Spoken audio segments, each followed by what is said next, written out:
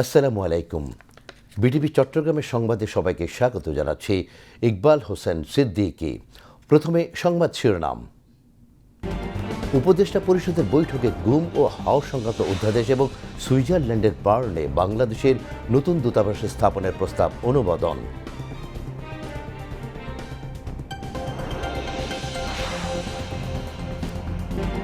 গুম ও নির্যাতনের মামলায় শেখ হাসিনা, তারেক আহমেদ সিদ্দিক ও 11 সেনা কর্মকর্তার বিরুদ্ধে অভিযোগ গঠন। ওবায়দুল কাদের সহ 7 জনের বিরুদ্ধে গ্রেপ্তারি পরোয়ানা।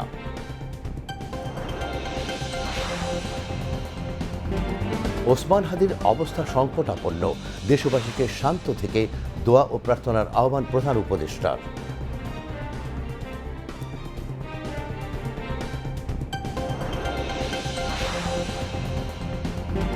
বেগম খালেদা জিয়ার শারীরিক অবস্থা স্থিতিশীল, পরামর্শ মতো চিকিৎসা নিতে পারছেন, জানালেন ডাক্তার AZM জাহিদ হোসেন।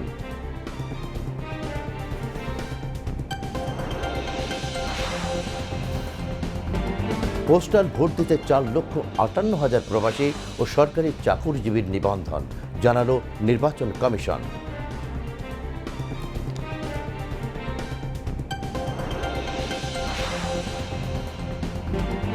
স্মার্টফোনে দৃষ্টি কাটছে শিশুদের, মোবাইলে কার্টুন আসক্তিতে বাধাগ্রস্ত শিশুদের শারীরিক ও মানসিক বিকাশ, বিশেষজ্ঞদের পরামর্শ নেওয়ার তাগিদ চিকিৎসকদের। শীতকালীন ঝড়ে গাজায় মানবিক সংকট তীব্র, জাতিসংঘের সতর্কবার্তা।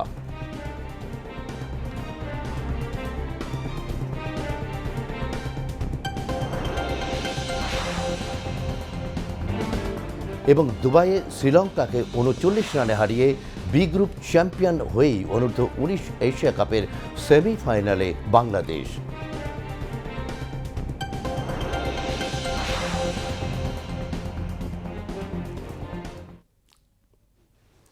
এতক্ষণ সংবাদ শিরোনাম শুনলেন, এবার বিস্তারিত।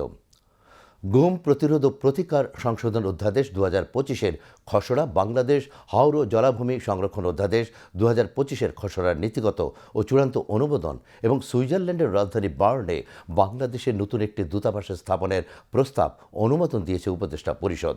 আজ প্রধান উপদেষ্টার কার্যালয়ে প্রধান উপদেষ্টা প্রফেসর মোহাম্মদ ইউনূসের সভাপতিত্বে অনুষ্ঠিত উপদেষ্টা পরিষদের নিয়মিত বৈঠকে এ অনুমোদন দেওয়া হয়। বৈঠকে উপদেষ্টা পরিষদের সদস্যবর্গ এবং সংশ্লিষ্ট সচিবগণ উপস্থিত ছিলেন। এছাড়া বৈঠকে জুলাই গণ অভ্যুত্থানের সম্মুখভাগের অকুতোভয় যোদ্ধা ও ইনকিলাব মঞ্চের মুখপাত্র শরীফ ওসমান হাদির স্বাস্থ্য নিয়ে আলোচনা হয়েছে। পরে প্রধান উপদেষ্টার প্রেস উইংয়ের সংবাদ বিজ্ঞপ্তিতে বলা হয়েছে, গুম প্রতিরোধ প্রতিকার সংশোধন অধ্যাদেশ 2025-এ গুম হওয়া ব্যক্তি অনূন্য 5 বছর ধরে গুম থাকলে এবং জীবিত ফিরে না এলে ট্রাইব্যুনাল তাকে আনুষ্ঠানিকভাবে ডিসঅ্যাপিয়ার্ড বা গুম ঘোষণা করতে পারবে। সরকার গুম প্রতিরোধ ও প্রতিকার ট্রাইব্যুনালের জন্য মানবাধিকার কমিশনের সুপারিশের প্রেক্ষিতে প্রয়োজনীয় সংখ্যক পাবলিক প্রসিকিউটর নিয়োগ দিতে পারবে। ভুক্তভোগী ও অভিযোগকারীও ব্যক্তিগত উদ্যোগে ট্রাইব্যুনাল আইনজীবী নিয়োগ করতে পারবেন এবং গুম হওয়া ব্যক্তির স্ত্রী বা তার উপর নির্ভরশীল পরিবারের কোনো সদস্য কমিশনের পূর্বানুমতি ব্যতিরেকে গুম হওয়া ব্যক্তির সম্পত্তি ব্যবহার করতে পারবেন। সংবাদ বিজ্ঞপ্তিতে আরও জানানো হয়, বাংলাদেশ হাওর ও জলাভূমি সংরক্ষণ অধ্যাদেশের মাধ্যমে বাংলাদেশে হাওর ও জলাভূমি উন্নয়ন অধিদপ্তরের সুনির্দিষ্ট দায়িত্ব, কর্তব্য ও অধিক্ষেত্র সুস্পষ্টভাবে নির্ধারণ করা হবে। হাওর ও জলাভূমি এলাকার জীববৈচিত্র্য, পরিবেশ, প্রতিবেশ ও বাস্তুতন্ত্র সংরক্ষণের লক্ষ্যে সুরক্ষা অধ্যাদেশ জারির বিধান রাখা হয়েছে। জুলাই গণ অভ্যুত্থানে মানবতা বিরোধী অপরাধে দায়ে এবার কার্যক্রম নিষিদ্ধ ঘোষিত আওয়ামী লীগের সাধারণ সম্পাদক ওবায়দুল কাদের, শেখ ফজলে শামস পরশ ও নিষিদ্ধ ঘোষিত ছাত্রলীগের সভাপতি সাদ্দাম হোসেন সহ 7 জনের বিরুদ্ধে আনুষ্ঠানিক অভিযোগ আমলে নিয়ে গ্রেপ্তারি পরোয়ানা জারি করেছেন আন্তর্জাতিক অপরাধ ট্রাইব্যুনাল 2। বিচারপতি নজরুল ইসলাম চৌধুরীর নেতৃত্বাধীন ট্রাইব্যুনাল 2-এর 3 সদস্যের বিচারিক প্যানেল আজ এই আদেশ দেন। চিফ প্রসিকিউটর মোহাম্মদ তাজুল ইসলাম বলেন, জুলাই অভ্যুত্থানে ছাত্র জনতার আন্দোলন দমনে পরিকল্পনা, নির্দেশনা ও বাস্তবায়নে সরাসরি নেতৃত্ব দিয়েছেন অভিযুক্ত আসামিরা। আরফিন মাসুদের রিপোর্ট। ছাত্র জনতার গণঅভ্যুত্থানের মধ্য দিয়ে ফ্যাসিবাদী আওয়ামী লীগ সরকারের পতন হলে ৫ আগস্টের পর পুনর্গঠন করা হয় আন্তর্জাতিক অপরাধ ট্রাইব্যুনাল। জুলাই ২৪-এর গণঅভ্যুত্থানে সংঘটিত মানবতাবিরোধী অপরাধের বেশ কিছু অভিযোগ প্রক্রিয়াধীন রয়েছে এই ট্রাইব্যুনালে।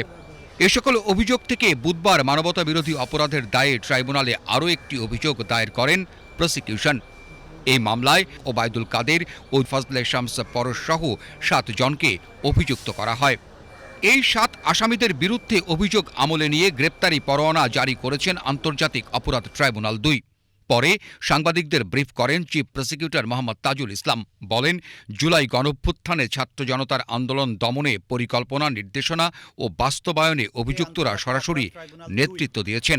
আওয়ামী লীগের সাধারণ সম্পাদক ওবায়দুল কাদের, আওয়ামী লীগের নেতা বাহাউদ্দিন নাসিম, মোহাম্মদ আলী আরাফাত, যুবলীগের সভাপতি ফজলে শামস পরশ, সেক্রেটারি মঈনুল ইসলাম খান নিখিল, ছাত্রলীগের সভাপতি সাদ্দাম, ছাত্রলীগের সেক্রেটারি আলী আসিফ ইনান সহ ৭ জনের বিরুদ্ধে জুলাই আগস্টে সংগঠিত মানবতা বিরোধী অপরাধের ব্যাপারে অভিযোগ আমলে গ্রহণ করেছেন এবং এটাকে একটা নিয়মিত মামলা হিসেবে রেকর্ড করে আসামিদের বিরুদ্ধে গ্রেপ্তারি পরোয়ানা জারি করেছেন।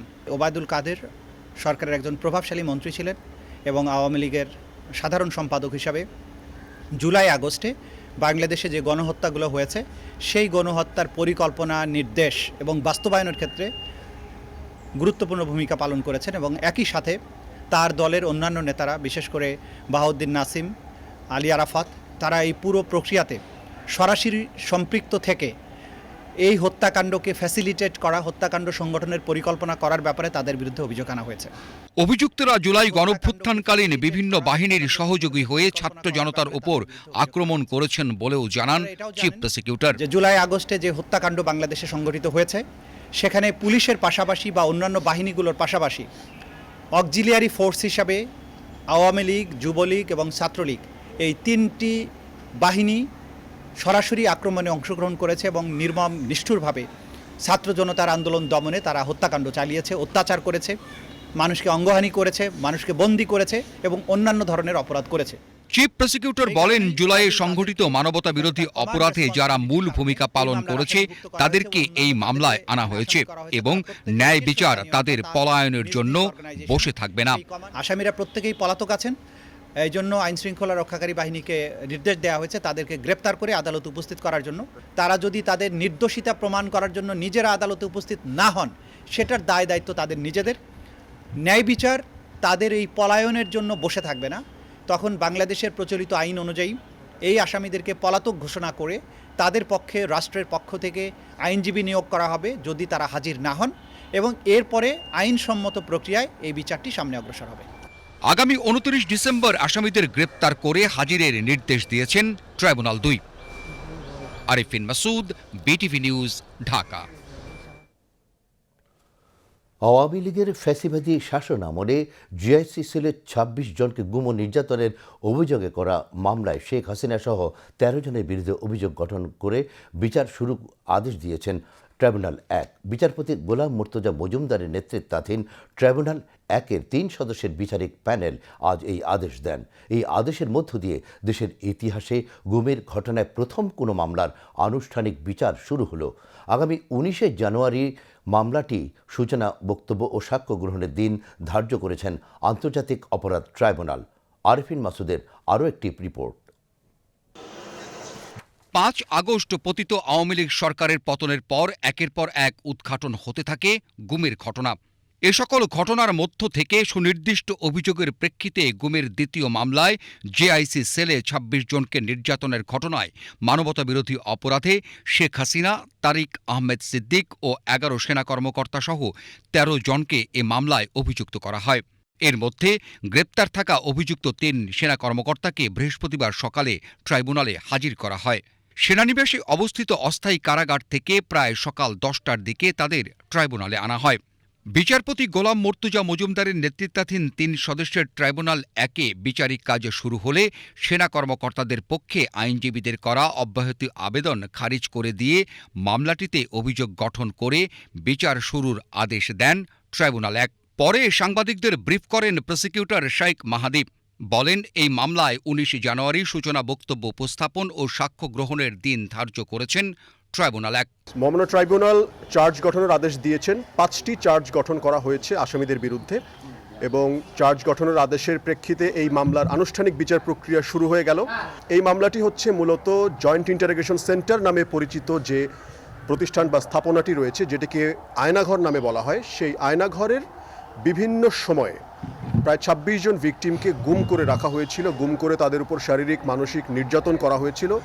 এই মানসিক এবং শারীরিক নির্যাতন এবং গুমের যে বিচার, এই বিচারিক প্রক্রিয়াতেই এই চার্জগুলো গঠন করা হয়েছে এবং এখানে মোট ১৩ জন আসামির বিরুদ্ধে আজকে আদালত চার্জ গঠন করেছেন এবং আগামী ১৯ তারিখে সাক্ষ্য গ্রহণ এবং ওপেনিং স্টেটমেন্টের মাধ্যমেই আনুষ্ঠানিকভাবে বাংলাদেশের ইতিহাসে প্রথমবারের মতো গুমের বিচার শুরু হতে যাচ্ছে।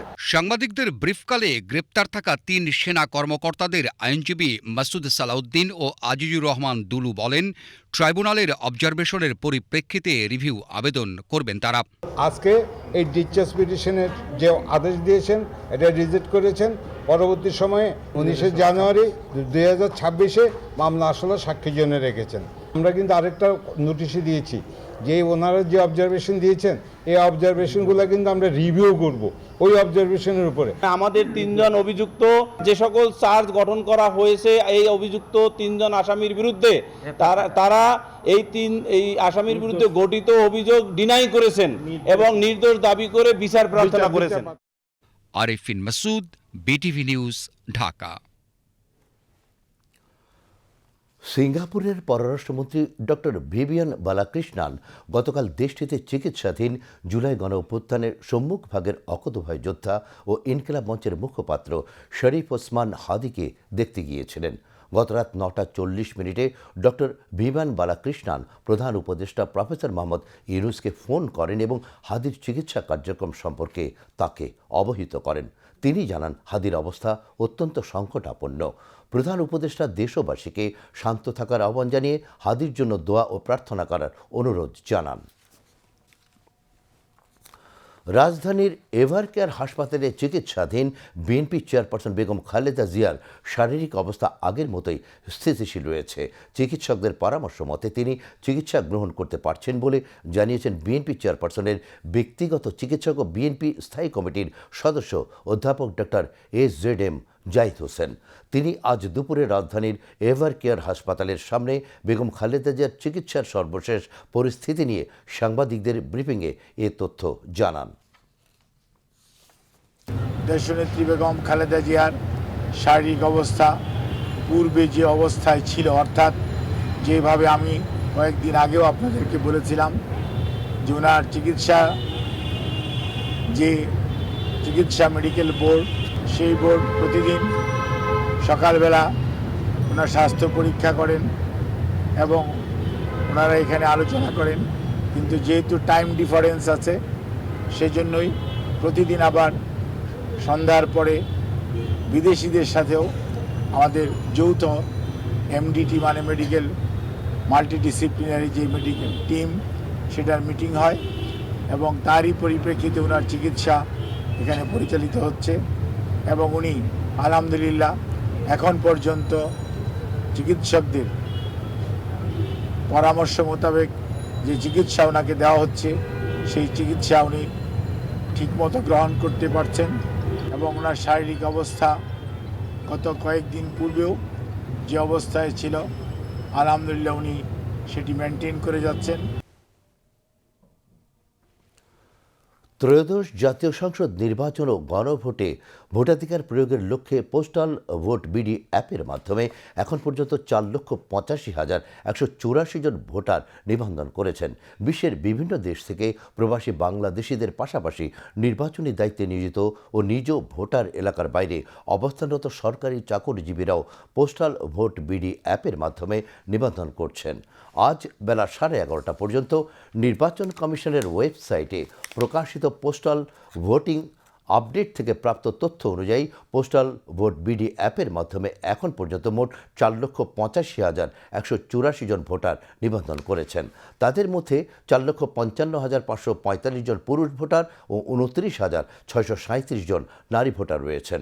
প্রবাসীদের মধ্যে সৌদি আরব থেকে সর্বোচ্চ 1,22,401 জন, এছাড়া কাতারে 44,543 জন, ওমানে 32,741 জন, মালয়েশিয়ায় 31,497 জন, সংযুক্ত আরব আমিরাতে 24,286 জন, যুক্তরাষ্ট্রে 23,032 জন, যুক্তরাজ্যে 17,078 জন, সিঙ্গাপুরে 16,857 জন, কুয়েতে 16,109 জন, ইতালিতে 12,915 জন এবং কানাডায় 10,821 জন নিবন্ধন করেছে। অপরদিকে পোস্টাল ভোট বিডি অ্যাপের মাধ্যমে আজ বেলা 11:30 পর্যন্ত দেশে অবস্থানরত 52,994 জন Bangladeshi voter in country postal vote এই ক্যাটাগরিতে নিবন্ধন করেছেন। আগামী বছরের 12ই ফেব্রুয়ারিকে ঘিরেই এখন দেশের রাজনীতি ও জনজীবনে বাড়তি আলোচনা। ত্রয়োদশ জাতীয় সংসদ নির্বাচন শুধু নতুন সরকার গঠনের নির্বাচন নয়, বরং একই সাথে আয়োজন করা হয়েছে একটি গুরুত্বপূর্ণ গণভোট। ছাত্র জনতার পাশাপাশি যে শ্রমজীবী মানুষগুলো 24-এর গণ আন্দোলনের রাজপথে সক্রিয় ভূমিকা রেখেছিল, তাদের প্রত্যাশাও এবার নির্বাচনকে ঘিরে ভিন্ন মাত্রা পেয়েছে। বিস্তারিত আলাউদ্দিন মজুমদারের প্রতিবেদনে। ভোটাধিকার প্রয়োগের মাধ্যমে রাষ্ট্র পরিচালনায় অংশগ্রহণ এটাই গণতন্ত্রের মূল শক্তি। তবে দীর্ঘ 17 বছর এই অধিকার প্রয়োগ থেকে বঞ্চিত ছিল সাধারণ মানুষ। এখন প্রাপ্তির চেয়ে প্রত্যাশাকে প্রাধান্য দিয়েই দুয়ারে কড়া নাড়ছে আগামী জাতীয় সংসদ নির্বাচন। আর যখন সেই নির্বাচনের সাথে যুক্ত হয় গণভোট, তখন সাধারণ মানুষের প্রত্যাশা ও আগ্রহ বহুগুণ বেড়ে যায়। বিশেষ করে শ্রমজীবী মানুষের কাছে এই নির্বাচন মানে শুধু প্রতিনিধি বাছাই নয়, বরং নিজেদের ভবিষ্যৎ নিয়ে সিদ্ধান্ত নেওয়ার আরও একটি সুযোগ। সরকার আমাদের নিরাপত্তা দিলে হবে। আমরা যত এই যে ব্যবসা করতেছি, এই ব্যবসা যেন সুন্দরভাবে করতে পারি, যেমন চাঁদাবাজি না দেওয়া লাগে, যেন কোনো না হয়, এইভাবে ব্যবসা করলে আমরা ডাল ভাত খেতে পারি। এইভাবেই আমরা সামনে সরকারটা একটা চাই, একটা নিরপেক্ষ সুষ্ঠু একটা সরকার, যে সরকার আসলে আমরা সাধারণ মানুষ সুন্দরভাবে চলতে পারি, বাস করতে পারি, সেরকম সরকার চাই। আমরা চাঁদাবাজ সরকার চাই না, আমরা দুর্নীতিবাজ সরকার চাই না। আমরা চাই দেশের উন্নয়নমূলক কাজ করুক, এরকম একটা সরকার আসুক। কারখানার গেট থেকে শুরু করে নির্মাণ শ্রমিকদের কর্মস্থল, রিকশা স্ট্যান্ড কিংবা দিনমজুরের আড্ডা, সর্বত্রই আলোচনায় আসন্ন জাতীয় সংসদ নির্বাচন ও গণভোট। শ্রমজীবী মানুষ বলছে 24-এর গণ আন্দোলনে তারা রাজপথে নেমেছে নিজেদের অধিকার আর মর্যাদার দাবিতে। সেই আন্দোলনের পর এই নির্বাচন তাদের কাছে নতুন প্রত্যাশার নাম। সব কিছুর দাম, যে সরকার আয়ে দাম বাড়ায়, প্রথম দাম কমায়, এরপরে বাইরে যায়। মানে এমন সরকার আয়োগ সব কিছু দাম কমে, এটাই চাই আমরা, এই সরকার চাই। বাজার দরটাকে নিয়ন্ত্রণ করতে হবে সরকারের আগে, যে সরকারই আসুক। কারণ প্রত্যেকবার সরকার আসে, সরকার বড় বড় বুলি দিয়ে অনেক কিছু বলে, কিন্তু জনগণকে কোনো কিছুতে সহযোগিতা করতে পারে না। সেই আগের মতো হয়ে জায়গা, লাউ মানে কদু, কদু মানে লাউ। অনেকে মনে করছেন সংসদ নির্বাচনের পাশাপাশি গণভোটের আয়োজন তাদের মতামত প্রকাশের সুযোগ আরও প্রসারিত করবে। আবার কারো কণ্ঠে শোনা যাচ্ছে সতর্কতার সুর। বলছেন গণভোটে যাতে সত্যিকার অর্থে জনগণের মতামত প্রতিফলিত হয়, সেই বিষয়টি নিশ্চিত করার আহ্বান তাদের। ভোট নিয়ে কেন্দ্রে জানি চুরি না হয়, যে ফেলে যিনি ভালো হয় এবারে যিনি করে, এরা জনগণ চায় সুস্থভাবে নির্বাচন। ভোট কেন্দ্রে জানি লক্ষ লক্ষ মানুষ সিরিয়ালে দাঁড়ায়, যে ভোটটা কেন্দ্রে যান। অন্যান্য নির্বাচন দেখছি, 2008 সালের নির্বাচন দেখছি, 91 নির্বাচন দেখছি, এরকম নির্বাচনে যারা 96 নির্বাচন দেখছি, এই নির্বাচনে যারা অংশগ্রহণ করছে, যেভাবে ভোট দিচ্ছে, এরকম জানি ভোট দিতে পারে। ভোট দেয়া না কেনা এবি ভোট হয়ে যায়গা, এই জন্য সুস্থ নির্বাচন চাই, যার ভোট তাই দিতে পারে, যার স্বাধীন। শ্রমজীবী মানুষের প্রত্যাশা নির্বাচনের মাধ্যমে এমন একটি জাতীয় সংসদ গঠিত হবে যেখানে তাদের জীবন জীবিকার প্রশ্নগুলো গুরুত্ব পাবে। ন্যায্য মজুরি, নিরাপদ কর্মপরিবেশ আর সামাজিক সুরক্ষা, এসব বিষয়গুলো তাদের ভাবনায় এখন মুখ্য হয়ে উঠেছে। যে সরকারি আসুক, ওই সরকারি জানি এই জিনিসটা দমন রাখে, নিয়ন্ত্রণ রাখে, যে ফুটপাতে যারা ব্যবসা করে তারা জানি ঠান্ডা মাথায় করতে পারে, করে চাঁদা না দেওয়ার লাগে। সরকার যেই আসুক না কেন, আমরা সাধারণ জনগণ হিসেবে এটাই চাই, যেন আমরা একটু ভালোভাবে চলতে পারি, তাদের মাধ্যমে যাতে আমরা একটু সুবিধা পাই। যে জনগণের কল্যাণ কাজ করে চাঁদাবাজ মুক্ত করব, অবশ্যই এটা আমরা আশা করি, এবং নিরপেক্ষ নির্বাচন চাই। আমার ভোট আমি দেব যাকে খুশি, তাকে দেব। আমার মন মতো আমি বলতে কেউ জানি ঠেক না দিয়ে ভোট না নিতে পারে। 12ই ফেব্রুয়ারি নির্বাচন ও গণভোটকে শ্রমজীবী মানুষ দেখছে একটি সম্ভাবনার দুয়ার হিসেবে। আন্দোলনের ধারাবাহিকতায় এবার ব্যালটের মাধ্যমে নিজেদের অধিকার প্রতিষ্ঠা করতে চায় তারাও। দেশের সাধারণ শ্রমজীবী মানুষ মনে করে আগামী নির্বাচন কেবলমাত্র ক্ষমতার পরিবর্তনের প্রশ্ন নয়, বরঞ্চ তাদের দীর্ঘদিনের প্রত্যাশা পূরণের একটি বড় সুযোগ হলো এই আগামী নির্বাচন। এখন দেখার বিষয় এই ভোট এবং গণভোটের যুগল পরিক্রমায় তাদের প্রত্যাশাটি কতটা পূরণ করতে সক্ষম হয়। Alauddin Majumdar, VTV news, Dhaka. স্মার্টফোনে কার্টুন ও গেমসের দিকে চোখের দৃষ্টিসীমা কমছে শিশুদের, যা শিশুদের শারীরিক ও মানসিক বিকাশে বাধা সৃষ্টি করছে। বিশেষজ্ঞদের মতে স্মার্টফোনের আসক্তি কমাতে শিশুদের জন্য ঘরের বাইরে খেলাধুলার ব্যবস্থা রাখা উচিত, যাতে অন্তত শিশুদের স্মার্টফোনের আসক্তি থেকে দূরে রাখা যায়। শিশুদের দৃষ্টিশক্তি কমার লক্ষণ দেখা দিলে দ্রুত বিশেষজ্ঞের পরামর্শ নেওয়ার তাগিদ দিয়েছেন চিকিৎসকরা। বিস্তারিত আতিকুর রহমানের প্রতিবেদনে। নাম সাইম, ছোট্ট বাবুটির বয়স মাত্র 7।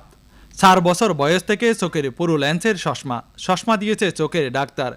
চোখে কম দেখে বলে এই চিকিৎসা। স্কুলে আসার সময় মাথা ব্যথা করতো, তখন থেকে ডাক্তার এখানে এসে চিকিৎসা করবো। এখন আগে থেকে দেখতেছে, এখন আগে থেকে অনেক ভালো। মাঝে মধ্যে মাথা ব্যথাটা করে।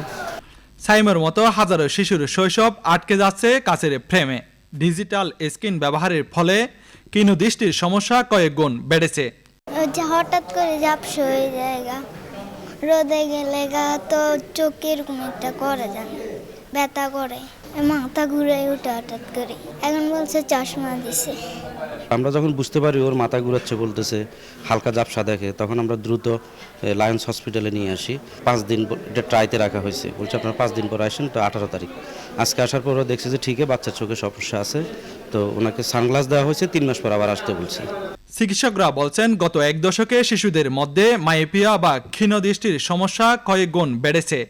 আমাদের মাঝে সবচাইতে যদি বাচ্চাদের যদি বেশি কমন অসুখ যেটা বলতে চাই, সেটা হচ্ছে তাদের দৃষ্টিজনিত সমস্যা, যেটা দূরদৃষ্টি কিংবা ক্ষীণ দৃষ্টি। এই সমস্যাটা আমরা বেশি পাই এবং এটা খুবই কমন, যেটা এর সমস্যাটা সমাধানটাও খুবই সহজ, যেটা শুধুমাত্র চশমা। কিন্তু অনেক সময় বাচ্চারা কমপ্লেন কি নিয়ে আসে যে তারা স্কুলে যেসব বাচ্চারা যায়, প্রায় বাচ্চারা আসে যে তারা দূরে লেখা দেখতে পায় না, বোর্ডে লেখা তুলতে পারে না। সচেতনতা হিসেবে বলবো যে প্রত্যেকটা বাচ্চা যেন অবশ্যই স্কুলে যাওয়ার আগে একবার আই স্পেশালিস্টের কাছে দেখা করেন এবং চোখটা দেখিয়ে নেন। যদি কোনো মাইনর ত্রুটিও থাকে, ইনশাল্লাহ চশমা দিলে সব সমস্যার সমাধান হয়ে যাবে। দীর্ঘক্ষণ স্মার্টফোন বা ট্যাবে কার্টুন ও গেম দেখা চোখের পেশিশক্তিকে ক্লান্ত করে ফেলছে। দিনের আলো চোখের রেটিনায় ডোপামিন নিঃসরণ করে, যা চোখের আকার ঠিক রাখে। কিন্তু শহরে ছাড় দেওয়ালের বন্দি জীবনে শিশুরা সেই প্রাকৃতিক আলো থেকে বঞ্চিত হওয়ায় সমস্যা দিনের পর দিন বাড়ছে। বিশেষজ্ঞদের মতে অভিভাবকদের উচিত অন্তত 2 ঘন্টা শিশুকে রোদে খেলাধুলা করতে দেওয়া এবং প্রতি 20 মিনিট পর পর চোখের বিশ্রাম নিশ্চিত করা। খেলাধুলার পর্যাপ্ত স্পেস আসলে নাই, এটা তো আসলে অভিভাবকদেরও কিছু করার নাই। তারপর চেষ্টা করতে হবে যতটুকু সম্ভব বাচ্চাদেরকে একটু খেলতে দেওয়া, বাইরের প্রাকৃতিক পরিবেশের সাথে তাদেরকে একটু মিশতে দেওয়া, খেলতে দেওয়া। এই ব্যবস্থাটা যদি করা যায় তো ভালো হয়। আর এর বাইরে যেটা করতে পারে, বাচ্চাদেরকে ডিভাইসে দেওয়ার যে সময়টা, সেটা নিয়ন্ত্রণ করতে হবে, সেটাকে কমিয়ে দিতে হবে। বাসায় এটাকে মনিটর করতে হবে যাতে তারা সারাক্ষণ ডিভাইস নিয়ে পড়ে না থাকতে। দৃষ্টিশক্তি কমে যাওয়ার প্রাথমিক লক্ষণ দেখা দিলে দ্রুত একজন বিশেষজ্ঞের পরামর্শ নেওয়া এবং শিশুদের ডিজিটাল স্ক্রিন পরিহারের পরামর্শ চিকিৎসকদের। শিশুদের চোখের দৃষ্টি কমে যাওয়া এখন আর ব্যক্তিগত সমস্যা নয়, এটি সামাজিক উদ্যোগের বিষয়। বিশেষজ্ঞদের মতে নিয়মিত চোখের পরীক্ষা, ডিজিটাল স্ক্রিন ব্যবহারের নিয়ন্ত্রণ এবং নিয়মিত খেলাধুলার পরিবেশ সৃষ্টি করতে না পারলে ভবিষ্যতে একটি চশমা নির্ভর প্রজন্ম তৈরি হবে। তাই অভিভাবকদের পাশাপাশি শিক্ষা প্রতিষ্ঠান এবং নীতি নির্ধারকদেরও এই বিষয়ে সচেতনতা বাড়াতে হবে। আতিকুর রহমান, বাংলাদেশ টেলিভিশন, চট্টগ্রাম।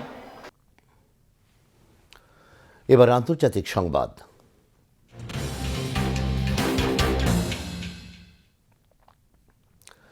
শীতকালীন ঝড়ে গাজায় বাস্তুচ্যুত কয়েক লক্ষ ফিলিস্তিনির মানবিক পরিস্থিতি আরও ভয়াবহ হয়ে উঠেছে।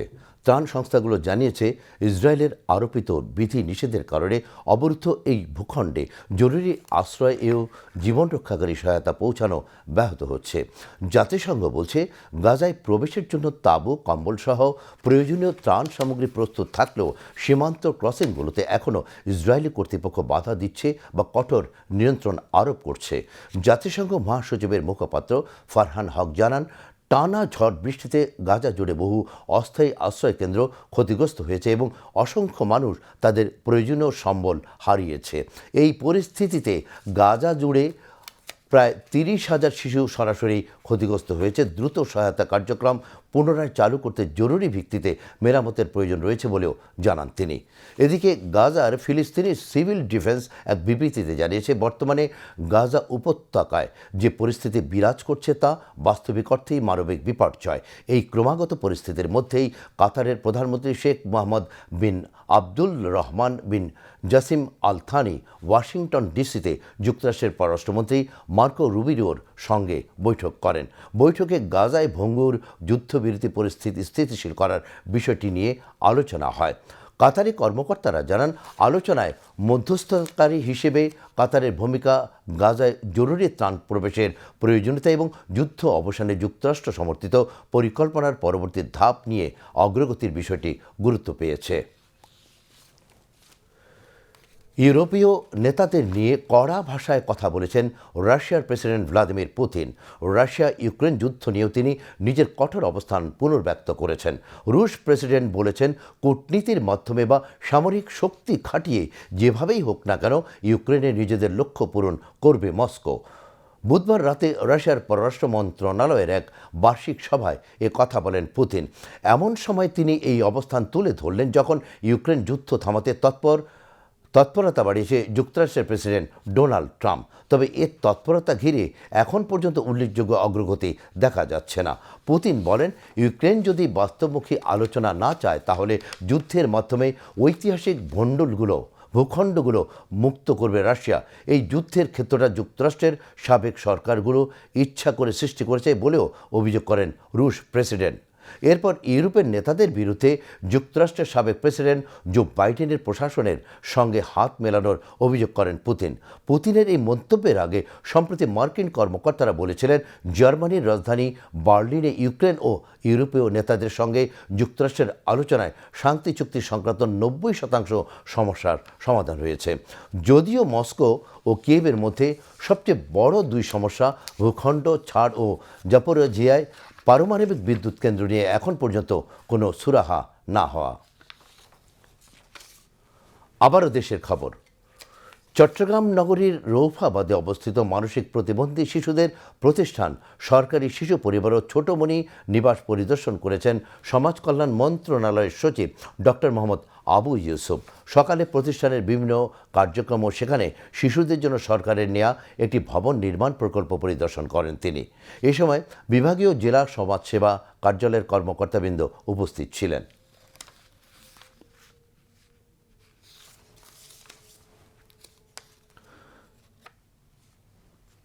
চট্টগ্রামে বিভিন্ন গণমাধ্যমে কর্মরত সাংবাদিকদের সঙ্গে মত বিনিময় করেছেন Chittagong metropolitan police commissioner Hasib Aziz. সকালে প্রেস ক্লাবে অনুষ্ঠিত এই মত বিনিময় সভায় সভাপতিত্ব করেন চট্টগ্রাম প্রেস ক্লাবের সভাপতি জাহিদুল করিম কোচি। সভায় বক্তব্য রাখেন দৈনিক আজাদী পত্রিকার সম্পাদক এম এ মালেক, প্রেস ক্লাবের ভারপ্রাপ্ত সাধারণ সম্পাদক মিয়া মোহাম্মদ আরিফ, সাংবাদিক নেতা ওসমান গনি মনসুর সহ সিনিয়র সাংবাদিক ও পুলিশের ঊর্ধ্বতন কর্মকর্তাবৃন্দ।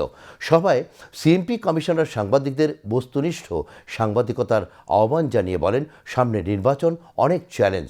বিতাড়িত স্বৈরাচারের দোসর ও বিদেশি প্রভুরা নির্বাচন বানচালের চেষ্টা ও বাংলাদেশকে ব্যর্থ রাষ্ট্রে পরিণত করার চেষ্টা করছে।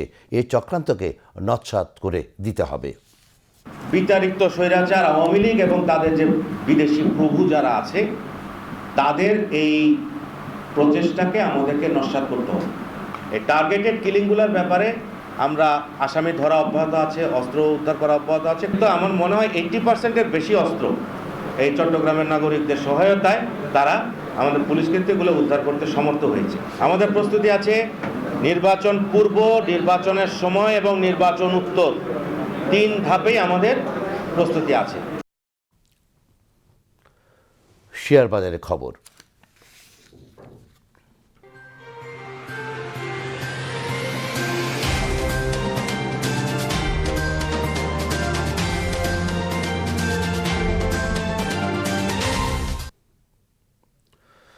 চট্টগ্রাম স্টক এক্সচেঞ্জে মন্দাভাব অব্যাহত রয়েছে।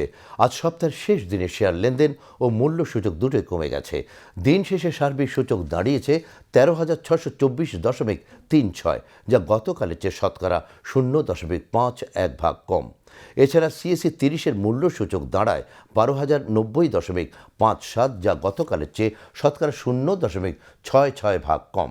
আজ 135টি কোম্পানির 9,42,704টি শেয়ার লেনদেন হয়, যার মূল্য 4,51,95,000 টাকারও বেশি। এর মধ্যে 36টি কোম্পানির শেয়ার দাম বেড়েছে, 76টির কমেছে এবং 23টির দাম অপরিবর্তিত রয়েছে। এবার আবহাওয়ার খবর।